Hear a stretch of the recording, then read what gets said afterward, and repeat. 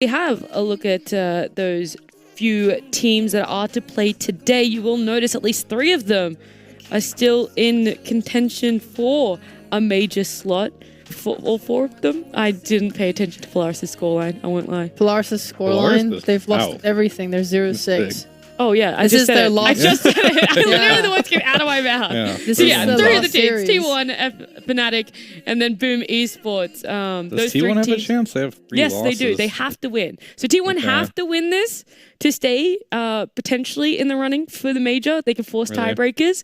And if Boom win this, I believe they're guaranteed going to the major. I mean, let's be real. I don't think Polaris is being T1 here and taking that. You never You know. don't You know. never There know. is potential for upsets. I mean, We there's at saw least a chance to get a SMG game at the very minimum.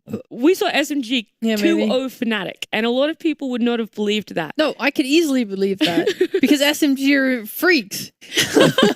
This team would just like decide to play Dota and win. And like we've seen the glimpses of genius from them, and then the next series they're like, "Whoa, guys, we should pick Razor again." First phase Razor off lane, let's do it. And then they just throw it away. I don't understand. Well, they're not a team that we're going to be seeing it today. We are going to be seeing it T1 Polaris.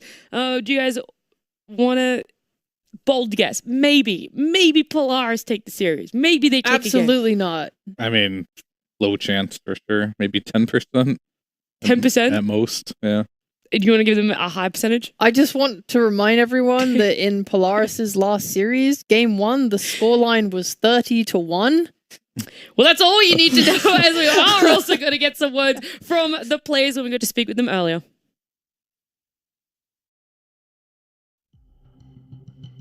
We're very excited to play the last 3 series. I think we're really confident going to the next series. We really need to win this series to qualify in the major.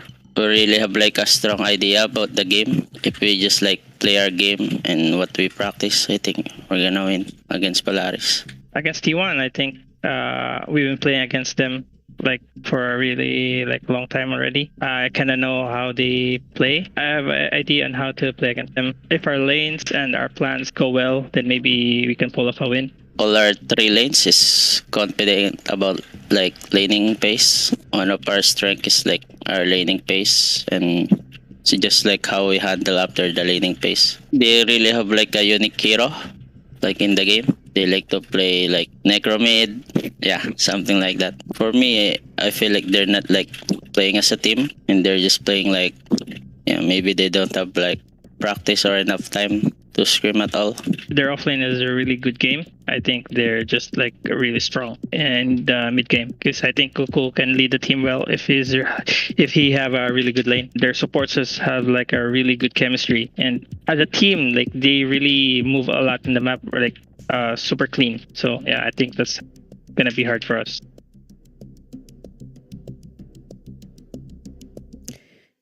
T1 got 2-0'd by Boom when we saw them earlier in the week. And do you feel like they're going to be able to bounce back from this one, Fio? And take the series? I mean, previously they got 2'd by Talon as well, so they have lost to 2 of the better teams, I would say, in the region. But a lot of people maybe expected T1 to be the better team in the region at this point. But unfortunately, in their last series against Boom, they had a really interesting draft, I want to say. I did not enjoy the Razor pick that they did. We talked about they just picked offlane Razor for no reason, didn't have much impact. We thought they got super outpicked, but in the next game, Cuckoo, he saw his matchup, he went for the Venomancer, and we thought it might work out, but unfortunately, it just didn't work out. So T1 right now, in my opinion, they're looking just a little bit shaky compared to what I'm used to seeing. So hopefully, in this series, they're going to be playing an easier opponent, probably the easiest opponent in the region. They really have to, step it up and really show what they can bring here if they want any chance to go to the major. Yeah, hopefully T1 have looked at their draft, but it does show a few cracks, Sheep, for Polaris to potentially take advantage of. Okay, so to their credit, right? I was a little flamey before. To their credit, they got stomped really hard, and then they bounced back. The game 2 was actually incredibly competitive. This is versus Fnatic, of course. They actually looked in a position of strength for a while. Their offlane and supports were playing pretty well together. Jing got his Rubik. He's really good at that. He's been standing in for them. It looks like he's going to be standing in for this series as well. So yeah, like him on his Rubik looks really, really strong. Natsumi, if he can get his Nature's Prophet, also makes Polaris look really, really strong. That's like the highest chance that this team has of taking games and wins. I definitely believe that they could make games versus T1 competitive. Whether they can take the win, that's another question entirely. Because at least in their interview in the last series, they mentioned that they felt a little bit lost and like they didn't have good ideas anymore and they were just all over the place. So Yeah. I don't know if they've gotten their stuff together for this series, but we'll see. At the start of that interview, Xavius was definitely talking about how they have a plan for T1 and they have, you know, at least some inkling towards where they want to draft for it. So I guess 2 questions come out of this. One, what do you feel that plan looks like? And secondly, do you think it is enough for Polaris to really sort of change up and take a series win? Yeah. I mean, they mentioned that Cuckoo was the guy that they wanted to maybe focus on. They felt like he was the one that could carry the team from the offlane if he has a good game. So maybe, yeah, like their plan is going to be to try and shut him down. We'll see if it will work. T1 have looked a little shaky on a lot of fronts, like Fear said. So yeah, I feel like if Cuckoo does have a bad game, they do sort of flop a bit. Yeah. Are there any other weaknesses for either side, Fear, that you think can be exposed or taken advantage of? I don't know, exposed. Like most of T1's weaknesses come from themselves, unfortunately, right now. So they just need to focus on just playing their best game. You know, Cuckoo needs to, you know, he was doing certain things where he'd pick like Necrophos first phase and it would work, and it works, but he doesn't have that hero right now where I feel like he can just blind pick and make work right now, and I think it's hurting T1 quite a lot. Okay. What are must bans then? What do you feel is going to be happening in this first phase? Probably like a Dawnbreaker / Marcy. One of those will usually get banned by teams. Normally, but I feel like we were watching another series the other day and it didn't get banned. Might have been Eastern Europe. Yeah, I mean, it's hard. I don't know if there's any must bans. Puck is a must ban. I mean, I don't think so. I mean, T1 likes their Treant Protector. Yeah, you wouldn't ban. But yeah, that. I think T1 must ban Razor so that they don't pick they it. don't outdraft themselves. They don't drop themselves into a corner. I mean, like, Razor in theory, I get the reason why you want to pick it, but Well, neither Marcy nor Doesn't Dawn were banned. The Which tree means that you they'll just pick them. I was going to say the tree you mentioned was though, which opens Polaris to pick up Dawn, and It's then like, T1 are going to pick up This Marcy. is just how it goes. You either ban Dawn or Marcy, or they both get picked, and it's like whoever has first pick takes Dawn, and whoever has second pick takes Marcy.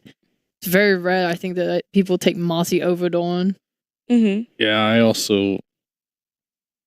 I'm worried for T1 right now. This is the 10 seconds. a sussy Enigma pick. Like, it's again, just, they pick it. 5 seconds. It's sure, it's fine with Marcy. It adds some aggression. When the Eidolon split, you can dispose into that. In theory. But then now you're going to be playing to Enigma into potential counters. There's still like a Winter Wyvern in the pool if they want to. Wyvern Pango, They do probably want to the pick best it. ones. There's a lot of stuff that they can do, right, to cancel Black Hole. And then I think Cuckoo's the type of player where he finds a hero and he'll just pick it and he'll just play it no matter what. And I'm scared that Enigma is that hero this game. Enigma Dawn is also a matchup we've seen play out multiple ways. Like, we asked pros about it because we didn't understand it. And their idea was that the damage that comes out from Black Hole is like a bit overwhelming compared to Dawn's ult heal, to the point where they're content to like use that to try and blow someone up. But we've seen it go the complete opposite way, where like the Enigma has a kind of rough lane. He just struggles. Like, all the early game fights go terribly because the Dawnbreaker heal and stun is there before the BKB on Enigma, and like there is the potential to just run them over. I think the thing about the Enigma versus Dawn, it only really works if the Dawn is core, in my opinion. I feel like if you play the support Dawnbreaker and you go for like the Holy Locket Ags build, it's definitely good versus Enigma. Yeah. But if you just black hole the Dawnbreaker, or you wait a little bit until she comes in as a core, because she'll have to, because she has to right click, then the Enigma could be good. So I think, honestly, this Dawnbreaker is a hard counter to Enigma if it's support. Because it's good in lane too. Like, you can just get on top of the Eidolons and you have a bunch of AoE. Doesn't sound awful. Oh, sleep down. Also really like that they took the Pango. I just think, like, usually Polaris are able to flex it between their mid and their off lane. We haven't seen Lelouch play it in a little while, but definitely Maybe that's back in why they Tor haven't been 2. winning. Yeah, like back in Tor 2, this was his bread and butter. He picked it in the first phase. He was doing really, really, really, really well with it. People were starting to having to first phase ban it against him. And then they were like, we're done with it now. It did just get dropping nerfed a little bit. Yeah. So I don't think it's as popular anymore. I mean, if you're like a Pango spammer, that should not dissuade you from picking this hero. Because, yeah, Nevermind plays it. I remember first covering this team at the beginning of the tour and be like, yeah, these guys are going to be really good with Pango. Yeah. Because they have so many Pango pickers. I'm surprised to see that it hasn't worked out that well for them, or they haven't been picking it enough. Mm-hmm. The question is, does T1 ban Nature's Prophet? And if they don't, does Polaris take it? It's in the pool now, to me. You're just gonna ignore the Nature's Prophet? Do you really want them to pick it up, though? I know that they picked it up against Fnatic earlier in the week, and it didn't play out. It lost, but it was good. I think one of their best heroes, right? Yeah, it's Nasumi's best hero by far. I don't think I've seen him have a bad game on it. Like on a personal level, he usually always performs. I mean, yeah, I don't know if it's his personal best hero, but it's him being on that hero makes Polaris look better. Yeah. Okay. Right? So maybe it covers a lot of like weaknesses that the team might have. So I just think like they don't have a chance versus many teams if they're just going to take a late game and farm with Medusa or something. But playing high tempo and playing fast is like where Polaris like could get some wins. Yeah. Dire team pick. Okay, well, it's Tiny for T1 and DP for Polaris. I don't think we've actually seen Polaris pick up DP before this tour. DP's so weird because she got nerfed and everyone stopped playing her completely. And then this tour, like we've seen a big resurgence in it, especially in the off lane. Remaining. Like DP core is coming back. We've seen her getting paired with like shadow shamans and stuff, and then they'll go run into Roche together and do that. We've seen her just like stirring lanes. Obviously, it's nice hero here against T1 because you get disposed by Marcy, and it doesn't matter. You just soul siphon and you're like fine. The percentage base damage on siphon is really good against Tiny as a core too. It's just like nice hero, and it slots nicely into a meta given what other people are picking. I mean, I only see this hero in Southeast Asia, to be honest. It's like the Beastmaster of C. They don't play Beastmaster, but they do play DP. So it does some things that, Beast would do. Or building damage, Roshan, that type of stuff. So it's okay. Remaining. I mean, they definitely think Tiny's going to be a core, and that's why they picked this DP. Very curious if that's going to be their mid.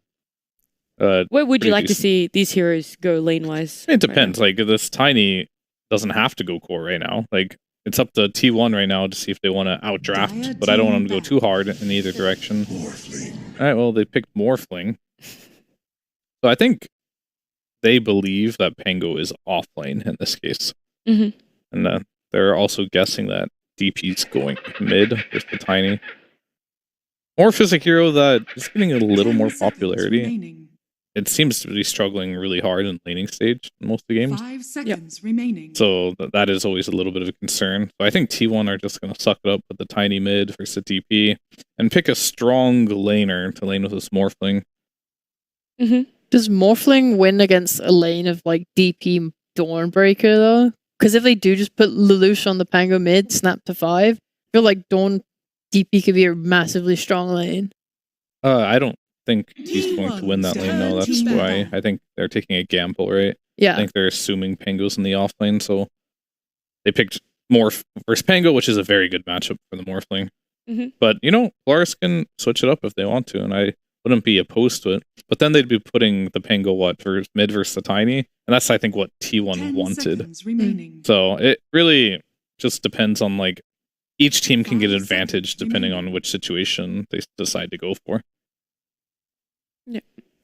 Is there a more favorable situation for Polaris? Where would the Pango be better off going? For Polaris, I think it's always better to pressure Morph and just put Pango mid versus Tiny. Like, he might not win that matchup. It might be favorable for Tiny, but he's still going to get his level. It's Lelouch on Pango. We haven't seen that in a while. At least I haven't personally. Love to see him stick to his more comfort heroes. Yeah. Last time I covered Polaris, it's like, I don't think Polaris was ever good at helping mid lane, but they were really good at, Lelouch is really good at helping his side lanes, right? And DP is a mid hero that you kind of want to play around. So I'd be a little afraid if they do the DP mid in that regard, especially if Pango has a bad game They don't help mid, and I don't know what they're going to be doing in the mid game. Well, Luna last pick for Polaris. Last time we saw her, she was paired with the Visage, I feel. This is a really, 10 really nice Luna seconds pick. remaining. You're basically just running like a very fast team lineup. You 5 have seconds DPs to remaining. take buildings with you. You have team fight. You have damage in your Snapfire, all early, all like level based. You're going to be able to take Roshan really easily with the Exorcism, with the Snap E. Like Luna's going to enable all of that. She can run with her team and she can like take objectives. They can just do a lot quite early, and they could pretty like on paper they can outpace this Morphling. Essentially, but they're doomed late game. Yeah. Absolutely doomed. So like they do have to like do everything that Sheep just said and play really fast, because 1v1 matchup, Luna loses really hard to morph, and then later on they actually did not draft a single black hole counter except for maybe Pango with the Basher. So Luna is not very happy when she gets black holed. So what window timing are we looking for Polaris? Like, what is the absolute latest you feel the game can be in their favor? It's not really about like the duration of the game. It's more of like keeping the net worth manageable. Okay. Right. So like generally speaking, keep it under that 10k mark, you know? And try not to go high ground on Polaris unnecessarily and throw the game. So like Dota's just not a game where I feel like you can put a timestamp on. No draft has an expiration date, and pretty much is what I'm saying. And you just need gold advantage. And like no matter what you have, if you have enough items, there's a lot of items that counter heroes in the game. If you have that, you should be fine. So it's really just like keeping a gold advantage and not getting in a situation if both drafts are even. It's going to be a problem. Well, last pick for T1 is the Razor Sheep. It's okay, it's last pick. Okay, it's you okay. like it a little bit more? All right, great answer. So don't put her on the spot any longer. We'll bring in our casters. It's going to be Cyclops and Gods joining us.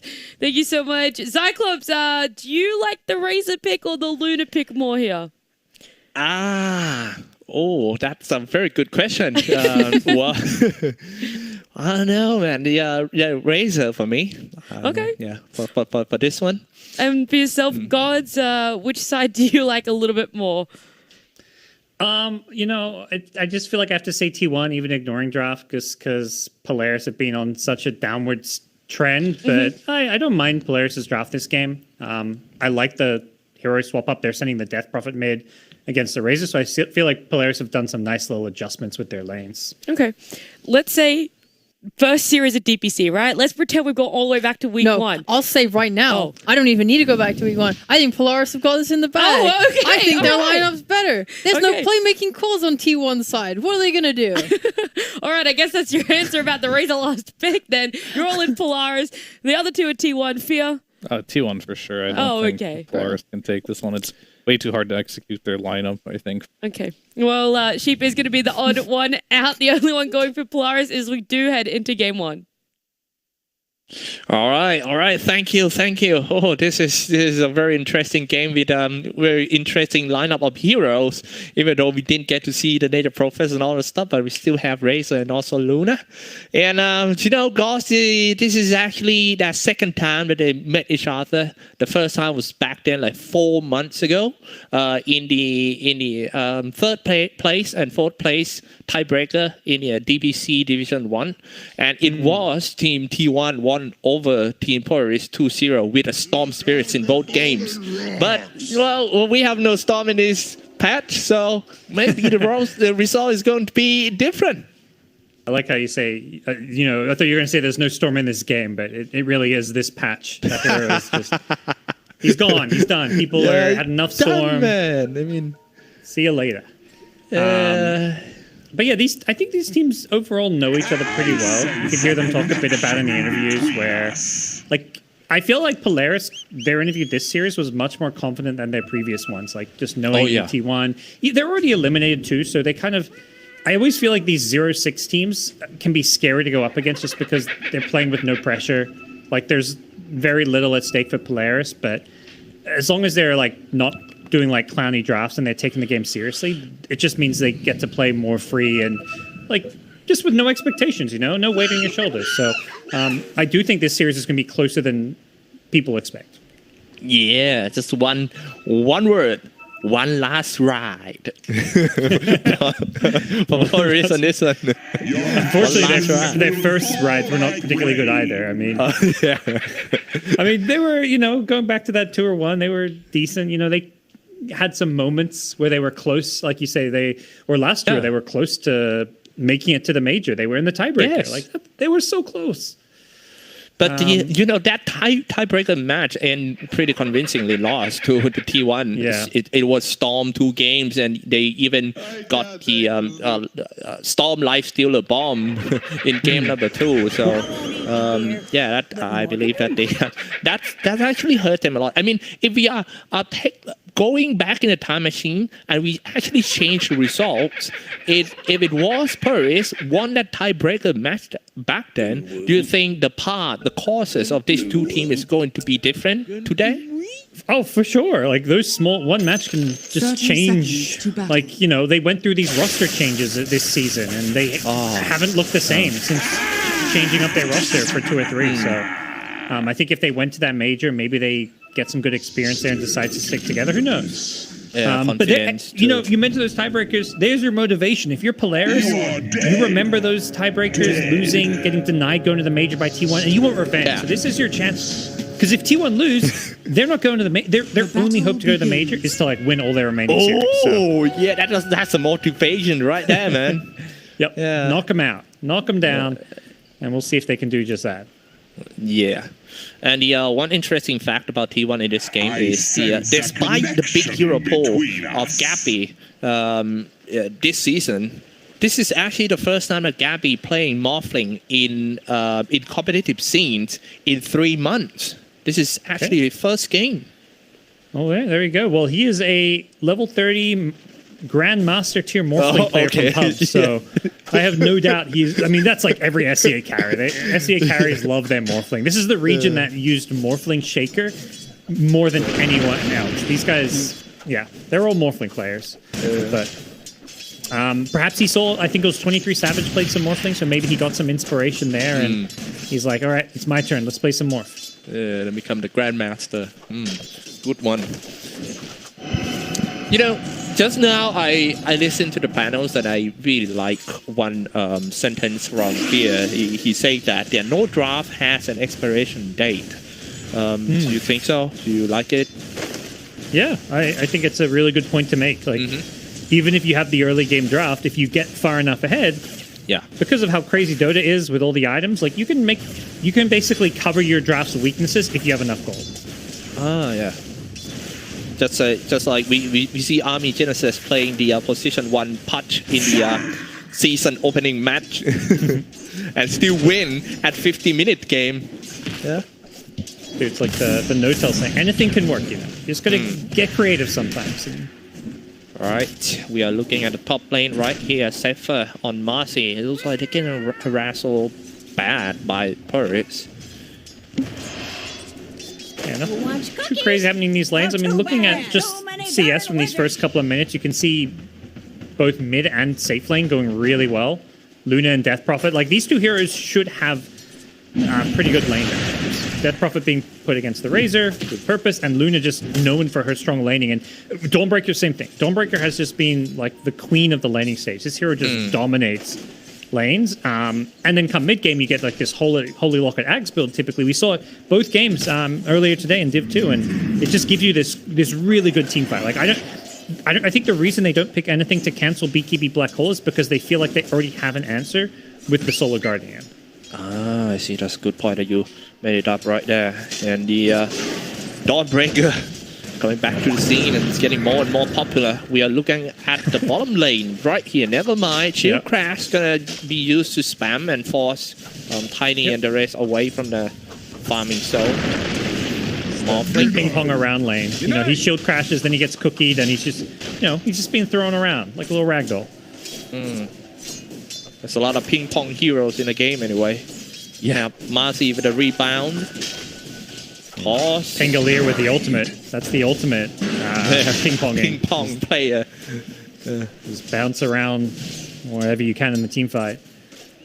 But All right. problem for the Pengo, this is the sacrifice. Like, I think there's something that Fear mentioned with the lanes is like, you know, each team is going to get an advantage in some way. Like picking the Morphling and playing it into the Pangolier is a very more favored matchup.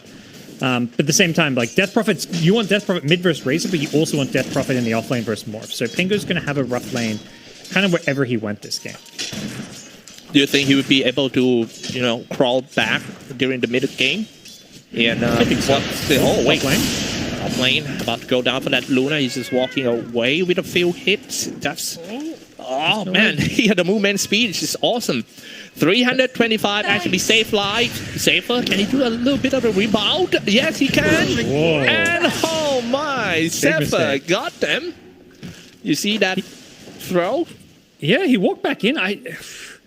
Xavier's was like, yeah, I'll salve you, mate, but Zephyr may pay the price, but he's still okay, and he's got a rebound. He just needs somebody to jump off. So that was the big thing there, is Cuckoo came over to give him a rebound target because, like, Luna just walked back in. Like, okay, my Dawnbreaker's here with a salve. I'll run back, but Marcy rebound instantly takes off the salve and gets the kill. So a lot of resources lost there. That kind of completely threw away their advantage. They were winning this top lane, but now things are going to start to look a little bit shaky. Yeah, that was a little bit underestimated power of the Marcy. And also that Cuckoo moving in, rebound, and now at the bottom lane, it seems to be an okay lane now for Team Polaris. Just keep on, make sure that Pangolier get some farm to make up the loss on top. Dire's top tower is under attack. Yeah, we'll see TP back in from the Dawnbreaker, fighting into the Eidolons here. Doesn't quite get them though. He managed to unsummon, well, they timed out just before he was going to clear them out. T1. I have seen T1 games, maybe a couple of matches before this one, and I see a lot of, oh wait, this one first, rebound. Oh, dispose on two. Natsume into a tree line. He'll be fine. Yeah, barely survived. Xavier's doing a good job with the Starbreaker combo. Just to keep him alive in the meantime. What is going on over there? Time shooting him. Lelouch, come on, bro. Oh, okay. Well, and Marcy also fighting another target here. Zephyr rebounded, dispose, toss him back, waiting for Whitemon to move in for Avalanche. Oh, the creep, the neutral, the ghost was slowing him. Avalanche, can he? Yes, it is. Easy kill will rebound him. But he get another one. Xavier's moving out of the lane just to get exposed. Down to the river. It's 4-0.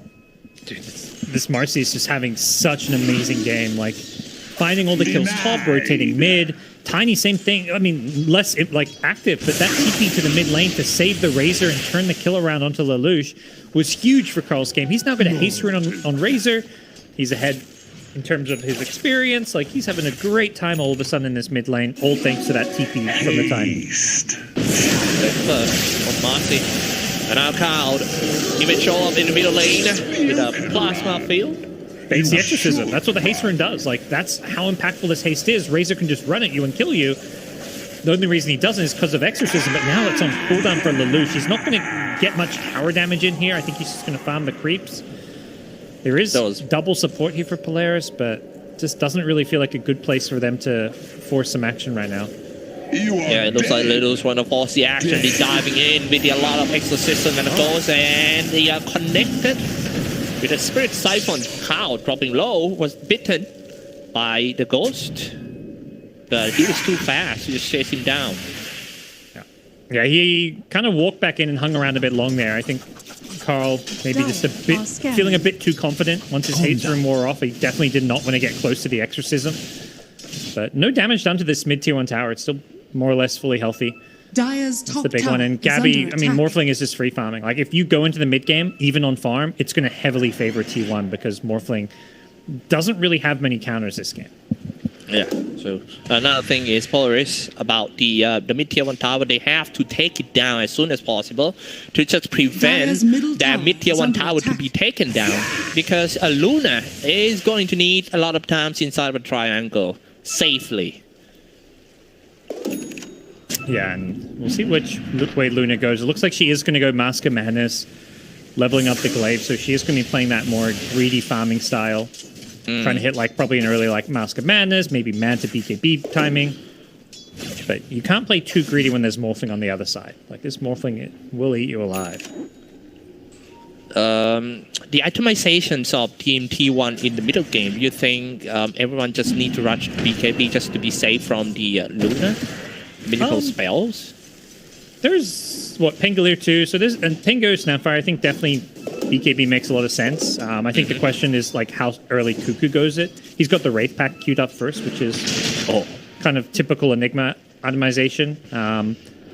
But the question is, does he want to play around the Black Hole or not? If he wants to play around Black Hole, he goes BKB Blink, or he can play around like getting lots of auras and team items, go into like a mech or whatever for his team if he even wants. I like the idea of playing for BKB Blink because there's nothing other than the Pengo Basher to actually cancel it. And never mind, it's going to take him a while to farm a Basher this game. He's not having the best game on Pengo.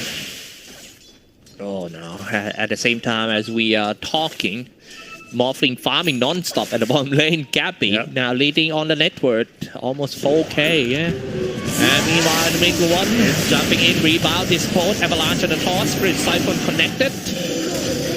I think they can stand for a while. This is a good cut again this time around for Polaris. And finish that Razor with a Crypt Swarm. Maybe they use this opportunity to just push the high ground and deal the damage to the tower.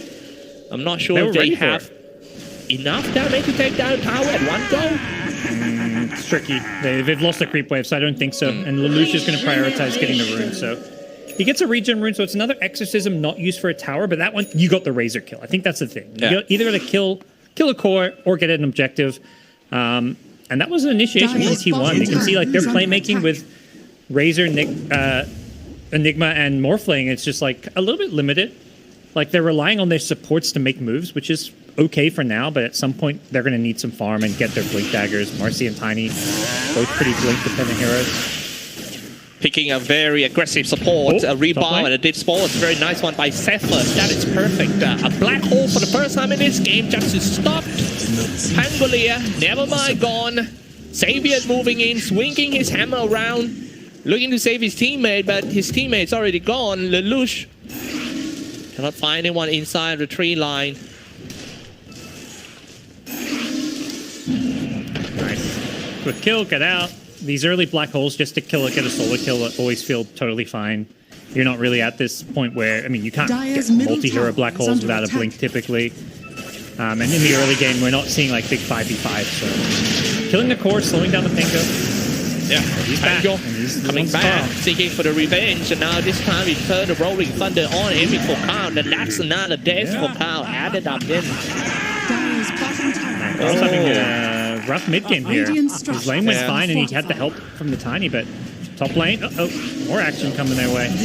Yep, Xavier's gone. Lelouch.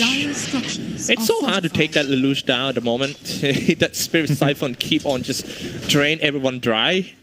Yeah. And after all this time, all the small fight happens, Gabby farming free on the bottom lane, and he just got the tower. Yeah, he's so massive this game. It is a big, big worry. And that's the thing, like, you can put your effort and focus onto the Razor mid, but Carl's probably just looking over at his morph every single time he's dead, like waiting to respawn. He's like, oh, my morph is got the best game imaginable. Yes. And Razor going forward the BKB for sustain. He is gonna he losing to absorb all the damage for his teammates, and next thing you know, Morphling already cyclone in, and then pow kapow hit everyone. It's crazy.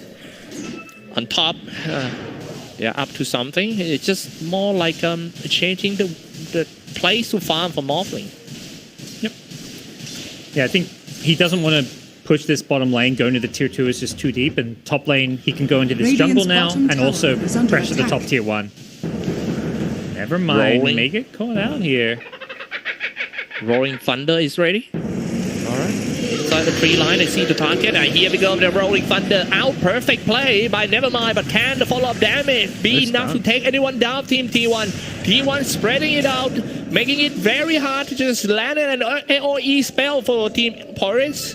They used every ultimate. Rolling Thunder, Exorcism, Kisses. That's really bad. They needed... middle tower they is under attack. were really relying on Pangolier to roll and stun some people, but he had nothing to bounce off. So he gets the initial stun, but then there's no follow-up. Oh, and now Pangolier instead getting disposed in. Solar Guardians come down. Can they save the Pangolier? But the damage from that Morphling, well-farmed Morphling, full-grown Morphling, it's too hard. And take that Nevermind down. However, at the back line, Lelouch to get rid of that White Mon. Moving into the tree line, Zephyr. Oh man, he throw the judo on that Lelouch. Was hit by the plasma field and Carl moving in instead. Lelouch not gonna make it. 4 this time around. 3 for Team Polaris. Yep.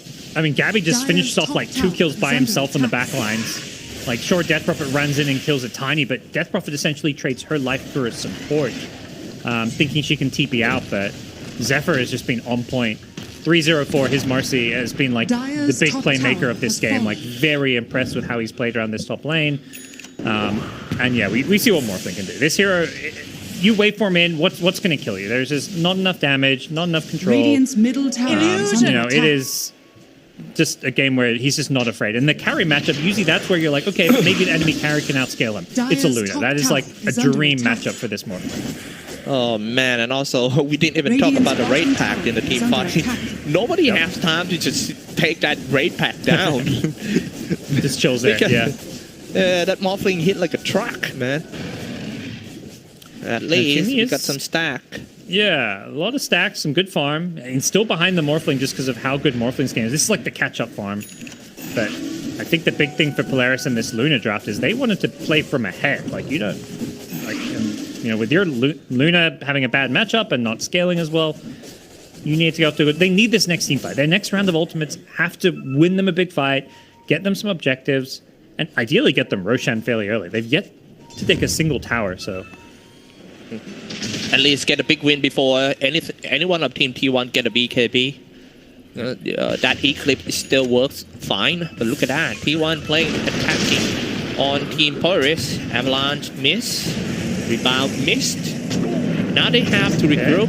They're sitting in. Nevermind, they're rolling thunder, aiming for that Enigma Solar Guardian. They're gonna get rid of Enigma first and shooting multiple kisses in. And Enigma, black hole for only 2 seconds, but that was just enough to destroy Team Polaris. Carl with a double kill. Lelouch gonna be the next one. And Morphling dealing damage non-stop. Polaris, Morphling, waveform down to the river, kill Nevermind. And it's 3 for 2. But the thing is, all these experience and gold and kills goes to Gabby, the Morphling. Yeah. It's just Gabby who's remaining top. And the Luna comes in and dies, so like they lose 2 cores of flares. Like Enigma dying is kind of whatever. Like it's not a hero that they're really prioritizing that much farm on. And even that like half a second to 1 second black hole, they got some good damage out. Like he forced them to basically like throw spells at him because that black hole, if you don't kill the Enigma there, you know, you lose the fight to black hole. So they throw all the spells at the Enigma, means Morphling is kind of ignored. Gabby gets to clean up. And T1 just, it feels like, you know, they're too far ahead, particularly around this Morphling. And I love that they're bringing Gabby to these fights. Often you'll see a carry have a good start like this and just play by himself. No, he's looking to play with his team. Yeah, his itemization is also like the old school Dota 1 Morphing. The power trade a little bit with the raid ban and go straight to the mentor style. I remember back then, sometimes Morphling loved to go for the power trade first and then just straight to a Lincoln Sphere. Yeah. that era, you remember. Yep. Lincoln's first item Morphling every single game. Yes. Just to be safe and also the regenerate, the strength gains and stuff. Yeah, that was when you could morph even when stunned and like. I mean, obviously, but while stunned, you could start your morph. It was a fun time, but here we go. They're going for Roshan. Rolling Thunder is up, but no Exorcism for 40, so Rolling Thunder in the pit is pretty scary here, but with Raid Pack, they can maybe block a lot of the damage. Swashbuckler first, throwing in Celestial Hamlet. Alright, 25% HP for the first Roshan. Here we go, there's a plasma field, somebody being thrown in the middle of the fight. T1 finished off the main damage dealer of Team Polaris. 42nd update. He's still got a buyback, but I don't think so. He knows that the fight is pretty much over. Nevermind being chased down by Gabby. And Gabby catch him with Who got it? Oh, Jim got it. Oh man, Gabby. He changed the target. He dropped his boots. And nobody busy about the Aegis, so the Aegis got stolen. But I don't think that will change any kind of results of this big team fight. It's, it's nice. It's a bit of gold and denying Aegis from Morphling buys you some breathing room, but it's another fight that T1 won convincingly. And it went about as well as you could hope for Polaris. Unfortunately, they're in an exorcism, or maybe, it goes better and they win the fight. But almost killing Razor before he gets BKB off meant that he had to completely back off from the fight. It didn't, Razor didn't feel like he got good value from his BKB. Decent rolling thunder up there, but the Morphling's just got so much mobility when he can morph into this Pango, chase him using the swashbuckle shield crash. He just cleans up these fights when he's morphing into Pango. What a great game for Morphling, just like you mentioned. It looks like they have nothing to stop Morphling at this stage for Polaris. The way out of this trouble for Polaris, what is it? Get these BKBs and win team fights. Top tower is under attack. There you go. Luna's got BKB, Death Prophet almost has BKB. They just need to fight 5 versus 5. Morphling has BKB. That's going to make it so hard, but I think you still just have... You can't get into a farm battle against the Morphling here. Not even with Luna? I think not even with Luna. She's not going to she's not going to keep up with Morphling, even with the Glaives and Mask of Madness. She's got this BKB. You don't get BKB to farm. You get this item to team fight, essentially. Or because your enemy's forcing team fights, which is partly why I think Morphling gets his, but both teams are kind of playing for this early mid-game timing. Look, that Morphling looks scary. Now they are aiming to take out the mid-game tower, so no more triangle farm for Luna. It looks like there's no resistance from the Polaris side. Instead, they are looking to trade at bomb tower. Top tower is under attack. Dire's middle tower has It's Morph with Sidekick getting even more buffs and more scary thanks to the Marcy. But okay. Oh my goodness! 4-man smoke. Are they gonna go in? There's some. Yeah. Without the blink on Marcy, the initiation's a little it's rebound into dispose, but we saw if Pango's fast, he's gonna react and swashbuckle away. Oh, Natsumi. Natsumi, the most important heroes of Team Polaris. Okay. On the BKB, there was a trap set by Natsumi. Got him. Sample moving in, eating all the Eclipse. And then let's take a look at if they can turn this thing around. The Rolling Thunder in. Monument Kisses supported. Here we go with the Black Hole, but he takes a whole damage on Monument Kisses. Let's see, where is Gabby? It's more like Gabby against the world this time around. Can he keep moving forward? Gabby and also the Razor half HP from Gabby. Okay, waveform away. This is a big win for Polaris. Yeah, I love it. This is the game plan. Get BKBs and team fight. They run at you to team fight. Exactly. I think T1 almost fall into a trap there, forcing that fight. We see Zephyr trying to really force his initiation way too hard there.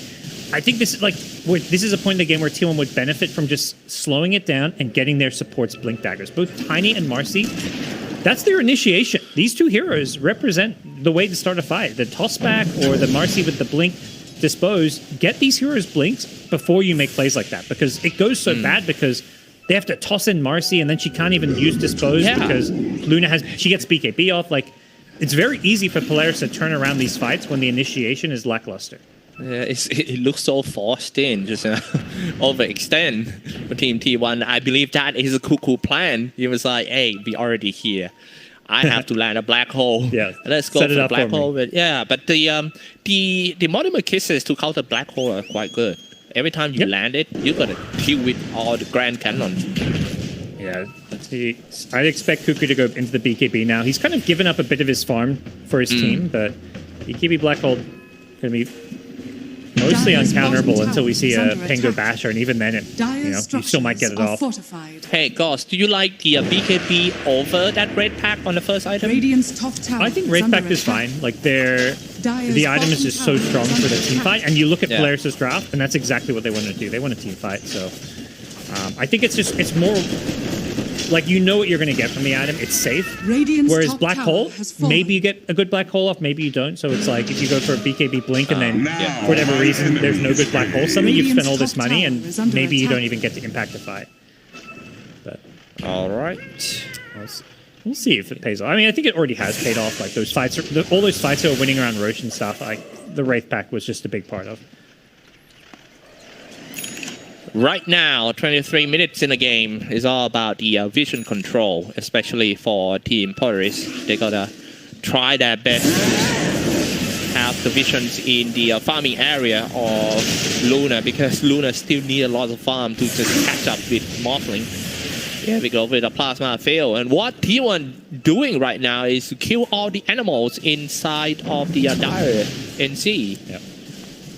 Outfarm their opponents. Go back to more economy game. They had that like 3 to 4K lead. It slipped a bit after that bad fight. Both teams are smoking up here, looking for some action. Blink Dagger is online, so that's the key thing that I think T1 were lacking before, is this blink initiation with the dispose. They don't have the tiny blink. He's 300 away, but they've got one. Oh, the positioning doesn't look very good for Team T1, but they know that the item gap and also the level gap are much bigger, so they're just going to go in. Zephyr sacrificed himself for the dispose. Natsumi finished him off, and Spirit Siphon connected to the Razor. Oh, looks like Lelouch cannot stand the damage of that Morphling. Gabby is going to be the one who chased everyone of Team Polaris. Natsumi get in through a small corner, and then that's it. The big fight ends with a trade. Seems to be a good trade for T1. They got the core. They force out the exorcism, so it's 2 minutes now where Polaris won't want to. They don't really want to team fight. Kisses exorcism down. Like they're much more ulti dependent on the Polaris side. Whereas T1, their cooldowns are much shorter, other than the black hole. But we kind of talked about, like, you know, black hole isn't really their team fight. Like it's much more about the other heroes. And Morph and Razor having BKB is more what T1's team fight is about. Also, Avalanche, the Toss, and the Marcy dispose and stuff. Very short. Alright. Might go for a little bit more. Morphing disguise into a Dawnbreaker, throwing Celestial Hammer. Which is only catch a career. Mid lane. Xavier's gotta be careful. Xavier's getting gone on. And that's an easy kill. All these unforced errors must not happen. I mean, if you want to win against T1, one of the strongest teams in Southeast Asia for Team Polaris. Oh, Zephyr's looking for more. He's got a blink dispose. Okay. Okay. Dispose back. Very short. These damages enough for Gabby, who's moving into the BKB, and Coco follow up with a black hole. Perfect timing. Never mind. Die in the Rolling Thunder. Double kill for Gabby. Yep. Luna barely gets back to the safety of the base with a 4-star, but that's 3 dead. They'll push forward. Again, this is what T1 just with shorter cooldowns. Like, they don't have Exorcism, they didn't have Kisses, and all T1 had to wait for was their BKBs, and then for Zephyr to get, you know, Blink Dispose on anybody, that hero's going to die 9 times out of 10. So Gabby's just getting too farmed, and his impact on this Morphling has been very much felt. 10-0-4. Yeah, I mean, this Marcy, if you guys still think that Marcy is pretty balanced, then you must be living in a cuckoo land. Alright, into the Roshan pit. They're gonna, I believe this is the first, no, the second ages of the game with the Organic Char. Kind of surprised that the game is not ending like convincing victory of the T1. Yeah, they're not pulling super. Often you'll see teams get like a 10k gold lead or something here. Hasn't exactly happened. They scan out Roshan, but it's just too late. I'm curious to see who gets the shard. I think Morphling will. Okay. Get that multi-shot going. Alright, so Plasma fail and also Spending Click. And easily get rid of the Nevermind. They're gonna march forward, I believe. Maybe trying to deal damage to the mid tier 3 tower, which is about to drop. This is so hard to play against this Marcy once she gets Blink Aether Lens. Like, you can think you're in a safe position, but her cast range and her mobility, like a rebound into Blink means she can initiate from like 2k range away, and then like it's like a 500 cast range on your dispose. So you can be far away from Marcy, and then she'll suddenly be on top of you and pulling you in. So it's just so hard. Is under attack. All right. Knocking on the Polaris door. Here we go. The top tier 3 tower about to go down. 90 sports it back. And they got the core damage. Fieldler and Natsumi diving on the buyback. 70 second. Oh my goodness. Stun the BKB for the Luge, trying so hard to defend the barracks, but I don't think they can stand the damage of both Carl and also Gabby. Aegis as well. Triple kill for Carl, cleaning up everyone. Oh my. One kill for Nevermind. Can he get Enigma? Can he? No. Can he? Come on! No. Dire's top barracks are under Any attack. rampage givers? No.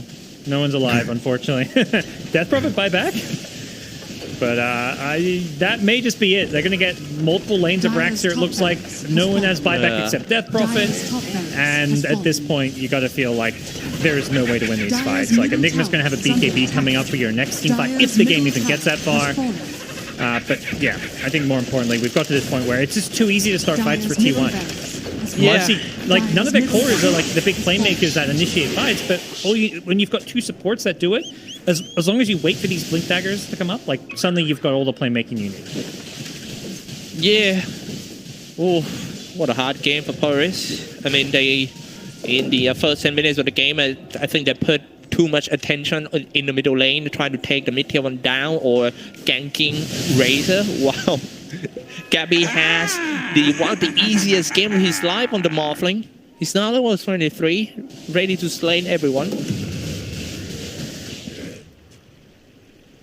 Yeah, I don't think so. I mean, if you are the one who has to give the team talk to the team, what would you want to improve in the first game? For if you are the Polaris, yeah. I mean, their lanes went fine. I think it was just some of the rotations in team fights with their ultimates. Like, the first two exorcisms were used not to take towers. Like, the first one was used and he got nothing. The second one was used to kill Razor, which was okay, but like they never really took objectives and never really coordinated their team fights with like the big team fight top where they used all their ultimates and killed nobody. Like that is game losing right there. Yeah. Oh, this was back on the core heroes once again, and 0 damage out from Jing and also Natsumi. It's the game end right there. Black hole as well. Team White within seconds. Rampage? Is Gabby? Is he in the going to the fountain? Yeah. He's trying to throw him in. Okay. White Mon. We always have that one friend. Yep. Yeah. Takes the rampage. That's a double damage Morphling. I mean, it doesn't get much scarier than that when it comes to team fights. That's true. Morphling even buys the Tome of Knowledge just to get his level 25. Yeah, they're tipping Whitemon. They're like, dude, what are you doing? Taking the rampage away. That's Gabby's highlight reel, but it's good to see Gabby bounce back. GG's called. YouTube shot. All right, ladies and gentlemen, T1 takes the lead 1-0 against Polaris. 33-10 game score, 31 minutes in. Congratulations, this is the first game. Yep. Some smiles on the faces of T1. We saw Whitemon with a bit of a chuckle there. He knew what he did. He's like, yeah, that's my rampage, bro. I'm not giving it to you. I think pretty smooth sailing for T1. Definitely, some doubts about what Razor can do in the mid lane, but I think we saw Carl after like a slowish start, like have a very there was so much attention like with Gabby just diving in that he could just freely get his BKB and like run at the death pro. Like he had a fight himself where he got an ultra kill. So all around just solid showing from all of T1, I feel. Yeah, and also the support of Team T1 playing very well, especially in the first 5 minutes of the game, covering up all areas, even stop the pulling and gang left and right. Well, if I am the Polaris, I would improve on the game pace. I mean, to catch up the pace of the T1, which is much faster. In game number 2, hopefully we're going to get to see them perform a lot better than this. And we still have the series, guys. Don't go anywhere. We're going to go to the break, and we'll be right back for game number 2.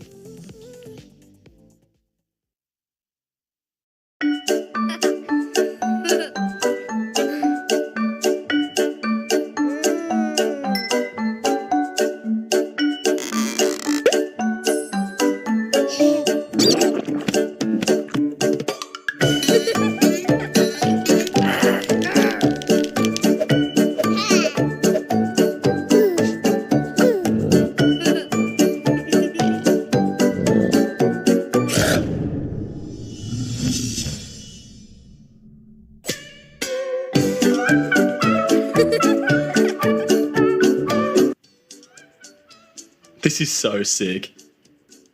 Can we just go back to playing games now?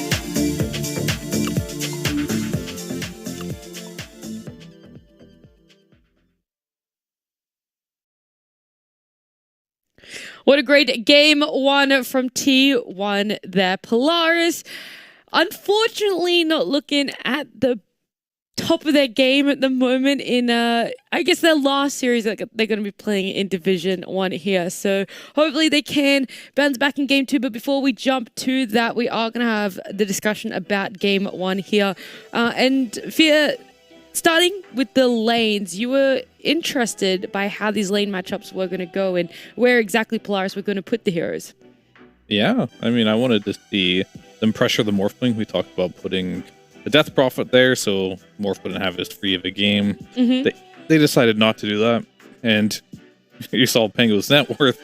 It's on your screen right now. Doesn't look so good, and you see Morph's net worth. Morph is a hero that pretty much is, it's up there in like the top 3 strongest carries if you give it free farm. But it is very weak in the lane, or it can be weak in the lane. And they just gave Gabby a completely free lane in this game, and he just took over the game. Yeah.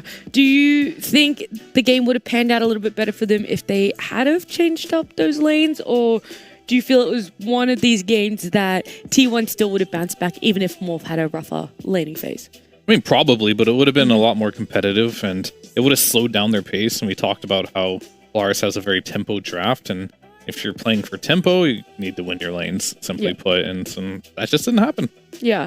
Sheep, did you feel that there was any tempo setting from Polaris, or they were just very much on the defense practically this whole game?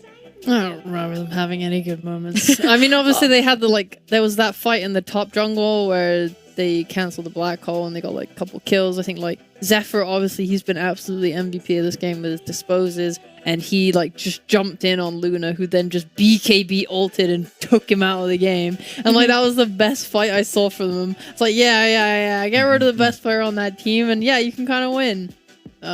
But yeah, no, they weren't doing anything really. It was hard for them. Like Lelouch just didn't. He came out mid 400 net worth above Carl, I think, and you're sacrificing your offlane so hard for that. Who's really able to tempo set? Because when they played against Fnatic game 2, like that was the shining moment thing for them was never mind Pango had a good lane. He had a good game, and then him and the supports were able to run the map. Instead, you have a 2-10 and 2 Pango who's had the worst lane of his life. Like he can't do anything for you. And then the other side is T1. I know it is a little bit of a rough game to analyze in what exactly T1 did so great when the laning phases went quite rough for Polaris. But, you know, I still want you guys to highlight and sort of outline any items or plays that you were particularly impressed with T1.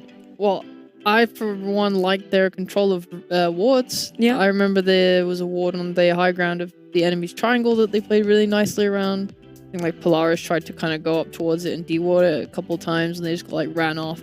Like T1 just did a very good job of asserting map control through wards.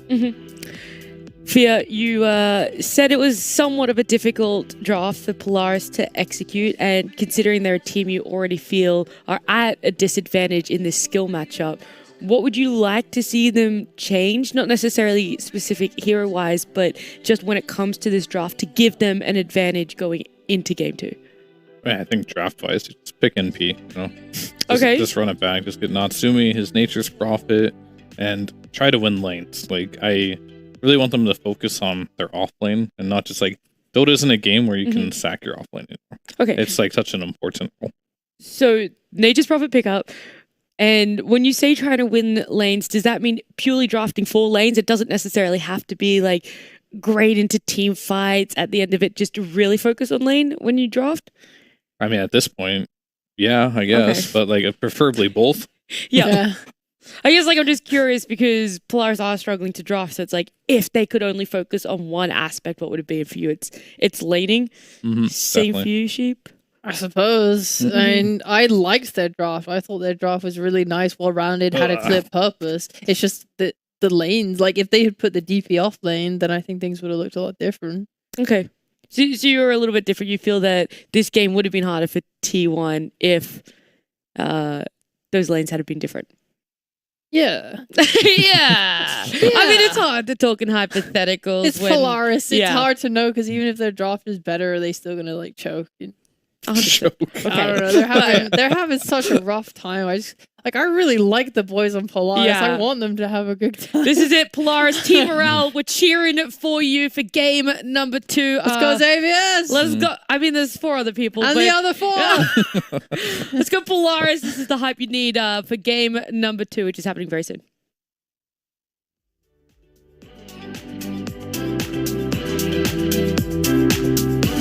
Everything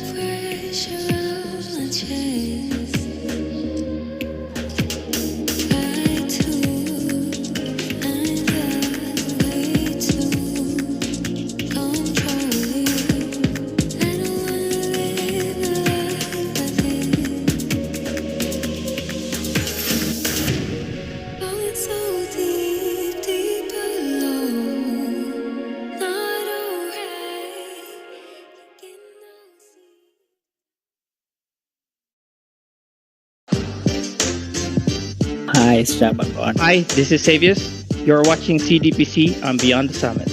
Hi, this is Armel. Hi, I'm Mizu, and you're watching CDPC by Beyond the Sun.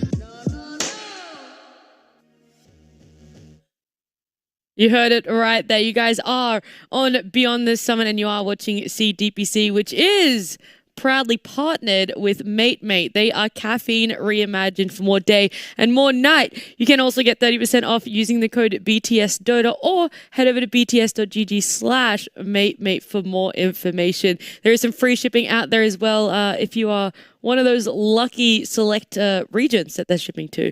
So that's it. That's all I need to say for now. And it's to you guys to predict what is needed to be banned in Game 2 between T1 and Polaris. That's not what I do.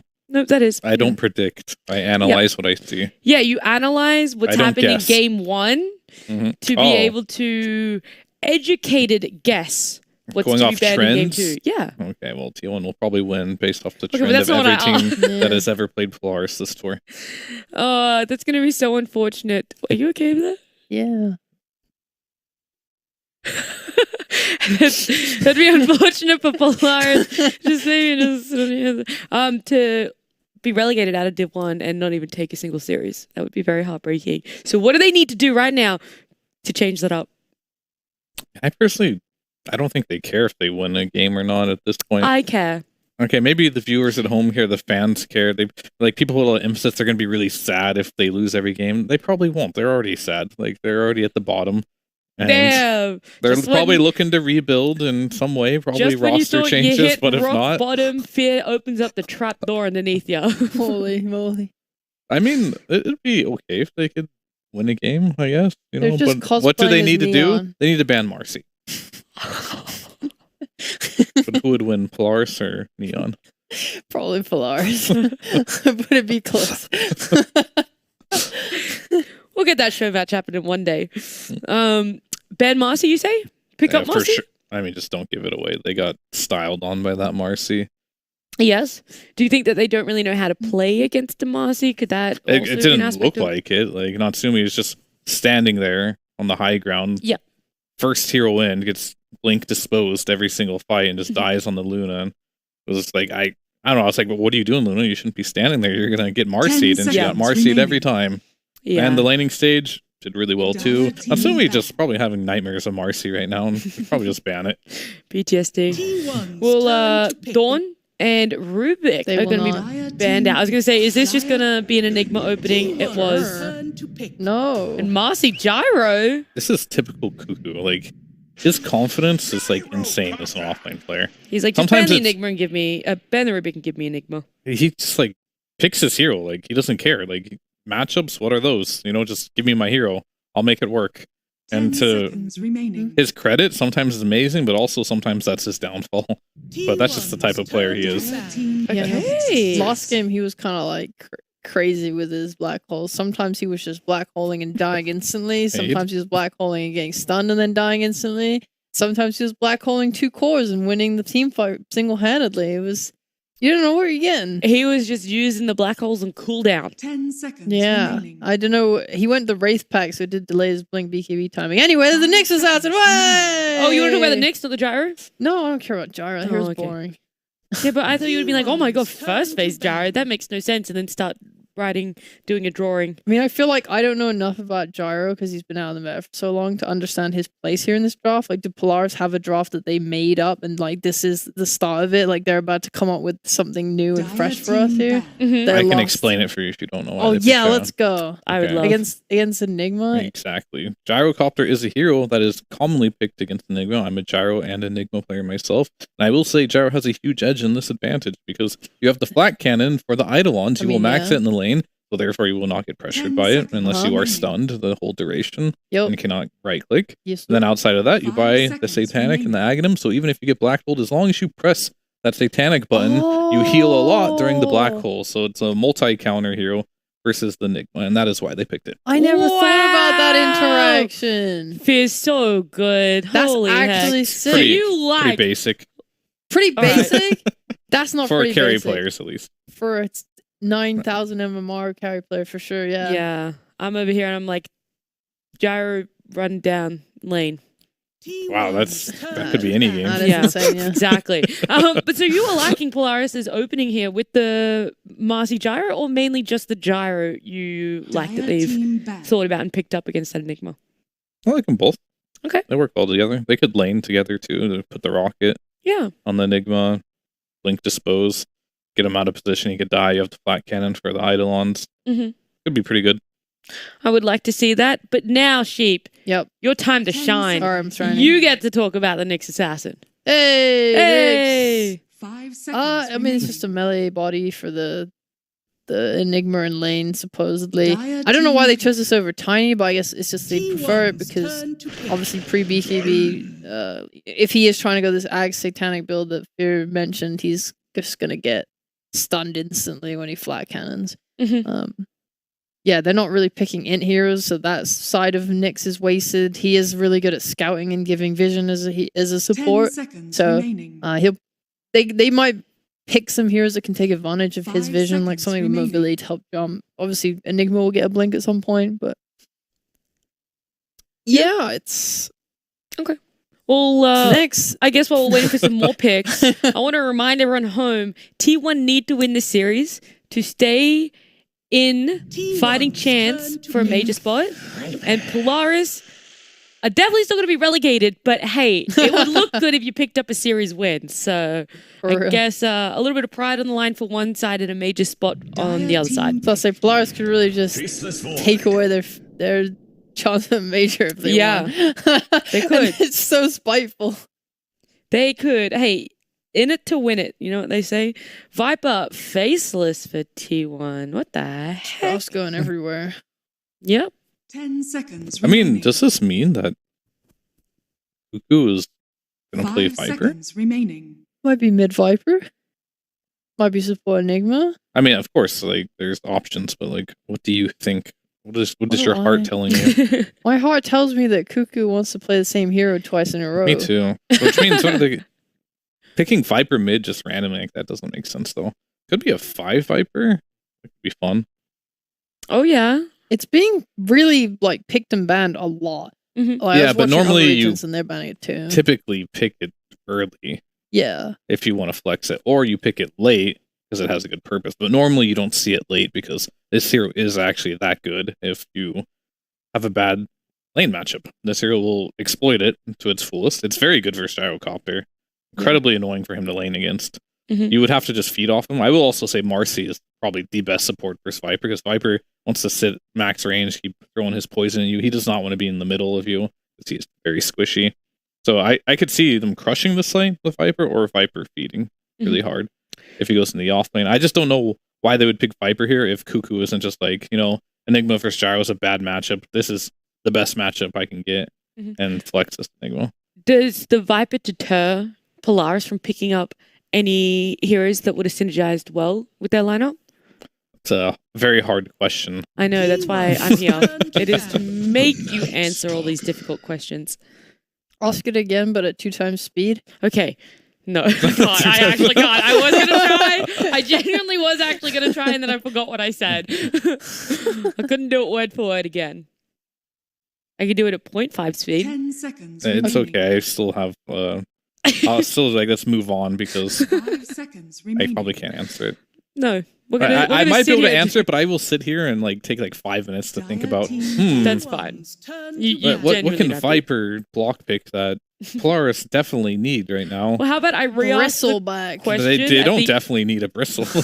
I'll re-ask the question at the end of this game. How about that? All right, I'll put it in the back pocket, and we can move on. And you can either talk about the Night Stalker or the Faceless I'll talk Boy. about both at the same time. Wow, let's go. I don't even need to be involved in this draw. Fear's got it all on lock. I mean, I could do the solo if you want. Go ahead. I'll come to you next sheep. I'm going to clap supportingly every time he says a word. Okay. I mean, they picked the Night Stalker against the Faceless Void because he has the AoE silence on the ground.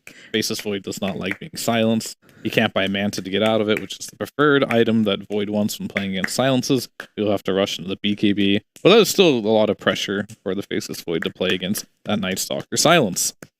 It's not very great versus the Viper, though. The Viper will buy Force Staff eventually. You can break his passive during the nighttime, and you have a lot of slow, which is annoying. So they're just choosing to get that versus the Void and really try and pressure him because they didn't have great lockdown for him until then.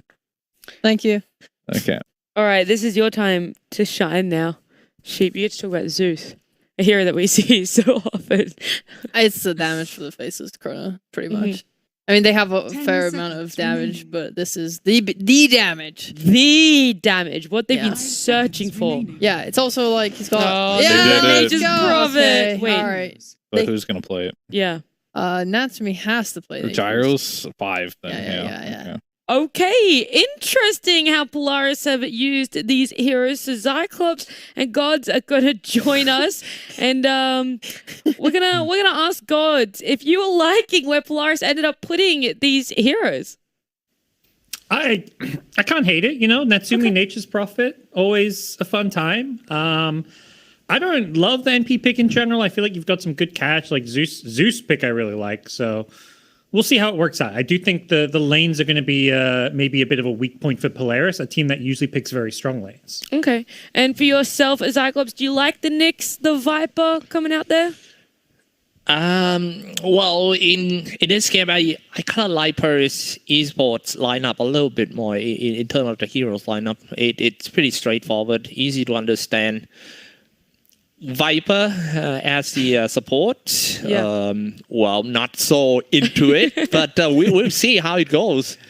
Who are you sold on here on the catch? Which side do you want to Both teams playing mind games here with the Viper Enigma and then the Gyro NP. And it looks like T1 won that mind game battle and they got the matchups they wanted. So I'm going to go T1. T1? I feel like T1 are going to win lanes and win game, and they have so much catch for this Nature's Prophet. You heard it. That's all you need to do in game 2 is win lanes and you win game, as we are jumping into T1 up against Polaris. Gods, then what about you? T1 or Polaris? After last game, it's hard to go against T1 in many ways, I feel. Right. And I think, getting the lanes and the heroes they did, kind of baiting them with this Viper. Like, they have this Viper that you think's going off lane.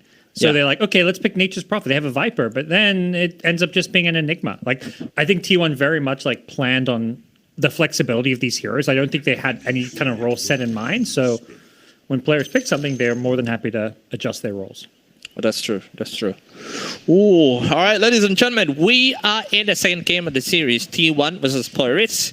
T1 now leading 1-0, so this is the last chance for Polaris to win it back and try to win the series. While T1 just need to do what it takes to win this game, to take the series and stand their chance to go to the major. This is going to be an important game, and definitely, I don't know, I think it's going to be the fight. I think after 6 or 7 minutes, it might be a bit passive in the start because we got a lot of strong laners. Not really, but here, if Polaris decided to go to play aggressive, that Tiny and Marcy can work very well. Yeah, I think there's a lot of farming lanes, less killing lanes, but you know, there's always potential for some shakeups, especially if teams go for like some heavier harass. And Xavius just walks in super aggressive. He should be okay here, but maybe if he gets close enough for another poison attack. But Gyro, 315 movement speed, too speedy. He's out of there. He's in for the rune. That is chasing is very slow. Like, yeah, Viper, we have the Zeus. All right, got the rune, but he's going to take some damage for it. Oh. So 3 runes, but it's... Where there is a will. That first blood. Oh my god. There is a way. He's dead. Yeah. First blood. I thought he could just keep running. I didn't see his movement speed with the poison attack, but it looked like he could have kept running maybe. Or tried to juke in the trees. The turn to homing missile kind of sealed his fate. Whew. All right, a pretty good start. That Viper gonna get a really fast boot, and that's gonna make the lane really hard for, as you can see, Gyrocopter. Viper had 4 mangoes. He's already eaten one. He's already out of mana. He's just gonna keep buying mangoes. Oh, gets a courier too. Dire's courier has been killed. That's quite hate to see it. The courier, it was like an easy mistake made by Polaris in the lane now. Make things even worse. Steal your face. Yeah, it just feels like they're not quite locked in. It's been that way a bit all season long, but we'll see if they can bounce back. It's just the small things. It's just the early game. Yeah. And I do feel like they've got an okay draft. It's not like they're going to be in for the roughest of times here. Yeah, I agree with you. This is look much better in the draft than the first one. Yep. Right now, they just need to secure their laning phase, make sure that they're not so far behind the network management, like Fear said. Yeah. By the way, it doesn't look like we're seeing any fast boots on Viper. He just bought 3 mangoes. He's like, yeah, I could buy boots, or I could buy a bunch of mangoes. Yeah, I think I'll get the mangoes. Yeah, get the mango. Spamming the poison attack. Right now we are looking at Lelouch and Carl. Seems to be a tough lane for Lelouch against the Tiny this one. I'm sorry, against the Zeus this one. Zeus also causes a lot of problems. Like the heavenly jump with the attack speed reduction just makes it easy to mess with last hits. Dire's middle tower is top under lane, attack. nothing much. Pretty much a farm lane. Jing is just trying to drag the creep wave back, Safer harassing him. Meanwhile, Nasimi free farming in the lane, last hitting all he wants. 9 last hit and 4 denies already for Nasimi. Yeah, it's one of those lanes where both players are going to deny a lot. Enigma gets to deny with the conversion. Nature's Prophet just has more last hitting capabilities because of the treant, so... the pulls are going to be the key thing, I think, for both teams in this top lane. If you can get these pulls off, it helps your lane a lot. Do you think who is going to start the aggressive play first? Is it going to be Polaris? I think so. For the whole? Like, I see T1's draft, I'm like, who makes the aggressive plays? It's kind of similar to last game where they've got 3 cores that just want to farm. Maybe Zeus with his ultimate can do some kill threat, but... They don't really have any. Like last game, they at least had Marcy to make some plays. This game, Nyx, I don't think Nyx is anywhere near comparable to a Marcy in terms of playmaking. So I look at heroes like Tiny. If Tiny can get like a haste rune or an invis rune, like that's potential for ganks. Marcy also a hero that can rotate around. So I see a lot more potential for players to make moves. True, especially if you have the Native Prophet in the game too. Yeah. Can easily doing the air support, teleport it down and secure the gank left and right. Nasumi. Oh, for sure. He does like to get active on his Nature's Prophet. And that's something that we'll see if T1 are ready for. I mean, if they just kind of passively farming, Zeus has Heavenly Jump. He can always jump out of the Sprout. Void has Time Walk. So they've got pretty good heroes to get away from a ganking Nature's Prophet, and it comes down to like Night Stalker getting like the silence off on some of these mobile heroes. I think Night Stalker is going to be key for them. I mean, if you are saying like this, that means Polaris need to win the first 20 minutes of the game in order to just go all the way to the victory. Right. I think that's often the case with Nature's Prophet drafts in the carry role. Like, you either need to be playing ahead or, you want to be ending the game fast-ish. Oh, this ball's back. Looks like Safer is a target, but it might be Jing instead who falls here. Safer is still there. He pop up everything he has. And also the self. Oh, Natsumi is going to waste a lot of time. Take down that Safer. Oh! He's going to have to work for it. Oh, finally get a body block. What's an old trend? I mean, Nature's Prophet's faster, so he can... Oh, Carapace Just TP? like that? Just like that? Whoa! In the face, bro. Wow. Marcy couldn't get in for the dispose. That's so brutal. And bottom lane, it looks like Void killed Nightstalker. I think that was just some bashes, I'm guessing. He tips him, so usually if you're tipping, you're like, man, you just got lucky. Oh my god. I mean, 3-0 already. This is not supposed to happen if Polaris want to bounce back in the series. Just talked about that day. It's winning the early game is mandatory to the Polaris. So let's see what's going to happen next. Yeah. Maybe when we get in the first night, things might be better. Polaris. Oh, Carapace on the rebound. Oh, Spike Carapace on. The Impale on too. That was the... Oh, man.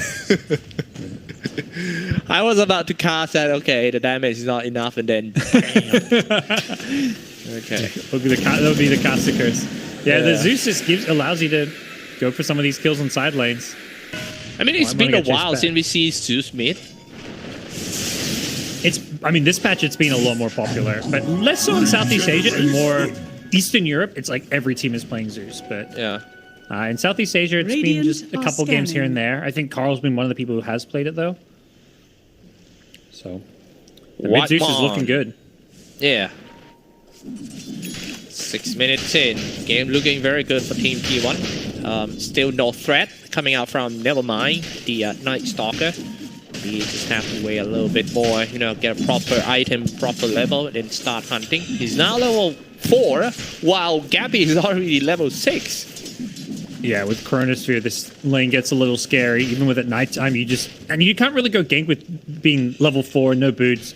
No. Usually for off-lane Night Stalker, it's usually nighttime number 2 where you feel like you can get active and make some plays. So for now, Void is just not really under any pressure. Yeah. Do you think they have enough damage to take down this Nevermind with a Chronosphere? Maybe one more guy, Viper? Yeah. +1, I think, is needed. Or if he's like, if you right-click him down to half health, then you can Chrono. If he's full health, you probably need like Zeus, or at least Zeus Ultimate. Nevermind going to be very fast. It's now the night time. Meanwhile, on top, Natsumi is getting quiet. I'm not sure where he is. Okay, in the dire NC farming inside. He's fine. Power trade. Here's the rotation. It's going to be the tiny moving bottom, but doesn't connect on anybody. I think he was scouted out by the Observer Wood in the river. This move is being read. I mean, Gabby's just hiding in the trees. He's willing to give this tower up if he has to. Just wait for another... Okay, let's just go. This is what you got to do against Nature's Prophet. Sometimes you just give up your towers. Like, level 6 Nature's Prophet with the trees. Like, you can't defend your lanes. I hate is on for Jing up top. They want this Marcy. Jing. Or at least they want to force TP. Dire's top tower a bit under farm, do you think? Under level for Jing, still level 3. Is under attack. Not that hard at all to take him down. Impale connected, and that's going to be the date of Jing. Cuckoo's like, yoink. I'll take that. That one small orb slowly flying in. If that's me playing Zeus, that's my kill. I'm like, ooh, I'll ulti for that kill. Sorry, misclick. I am the kind of the good Zeus. I mean, I have moral. I always, using the ultimate when starting the fight and stuff. But yeah, I think I'm going to use it for last hit from now on. To have more fun. I'm a bad influence, it sounds like. There we go. Uses it for the vision. That's good. Good way to do it. Okay. Oh, Zephyr. Not going to run away from the rocket barrage. Yeah, I mean, it's just the support Nixo. I mean, the T1 supports aren't getting much in terms of farm. Viper just buying out all the mangoes that the shop has to offer. mango shortage. Too many mangoes. Yeah. And Nyx is just kind of this weak laner. Like, this hero doesn't get farm. It's kind of hard to get levels as well as gold on Nyx, so they're very much relying on their cores to have good games, but they've set them up to have these good games. That's good. Have you ever tried the mango sticky rice in Thailand? Under attack. Oh, I love it. Man, so good. Know it. Yeah. It's like the best dessert. I'd miss it so. I mean, you can find it in America a bit, but it's not as good as Thailand. Right. Because it's like one of the popular desserts for the Thai restaurant. That's true. All right. Down to the river they go. Wow, this might be the first big team fight. Spike Rampage in order to stun it up, a rebound, and also dispose on the key heroes. Let's see. As I say, okay, Black Hole on too. Kyle trying to find a perfect spot to use his second spells and also the chain, the lightning, everything. First time using the Chronosphere is going to be on Lelouch. It's 2 down for Team Polaris. A lot of people of Team T1 in the middle lane. Yeah, you can see that, like, the Night Stalker, like, knows there's this Zeus on low health, but even like a 200 health Zeus he couldn't run in on. He only has 2 points in the Void, so his damage output's limited, and he just knows if he runs in, he's just going to get blown up, even with it being nighttime. So the levels in farm is not there for players. Yeah, definitely a bad sign. All right. 7-2 game score, 1k ahead. The rest of Team T1 spreading out to farm in lanes. The tower situation is still pretty even, but if I'm not wrong, I think the middle tower of the of Team Polaris is about to drop. Once this tower drop, we might get to see more ganks from the Faceless War whenever his Chronosphere is up. For this game, if I am the Faceless War, I would focus on the team fight more than hitting the creeps at the lane. Dire's top tower has fallen. And I think that's what we saw mid. Like, Gabby shows up with Chrono, but now he's back to farming while Chrono's on cooldown. But I would imagine whenever he has Chrono up, he's going to look to join the fight. This is kind of... He'll be back.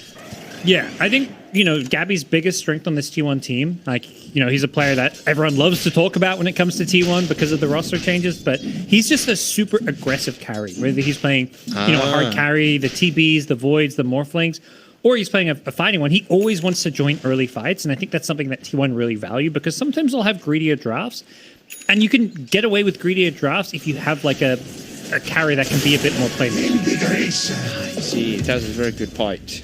Yeah, we have seen it from his former teams, and it's actually like that. And now he's doing it again.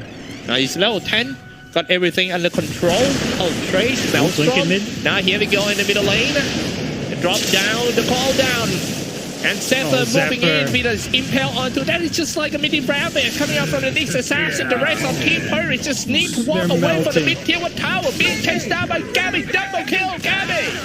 I mean, you said as Cyclops you wanted him to come fight. I thought he was going to wait for Chrono, but he's like, nah, I'm ready. I'm good. I'll just show up with Time Walk. What a Nyx Carapace Impale. He only had level 2 Carapace, level 3 Impale. He hits 3 heroes with it. Yes. With both sons. He was, like you say, a mini Ravage. Absolutely turned the fight around. They had the Wraith Pact as well on the Enigma, which basically helped keep the Zeus alive. Heavenly Jump, great spell, Dire's middle tower they just couldn't finish off this Zeus. Yeah, Zephyr. Since the Marcy in the last game that actually brought the victory to his team, and he is about to repeat it again with the Nyx Assassin. Now it's up to Jing. Got to keep up the pace of Zephyr.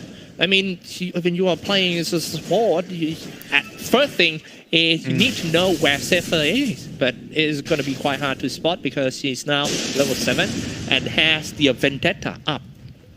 Yeah.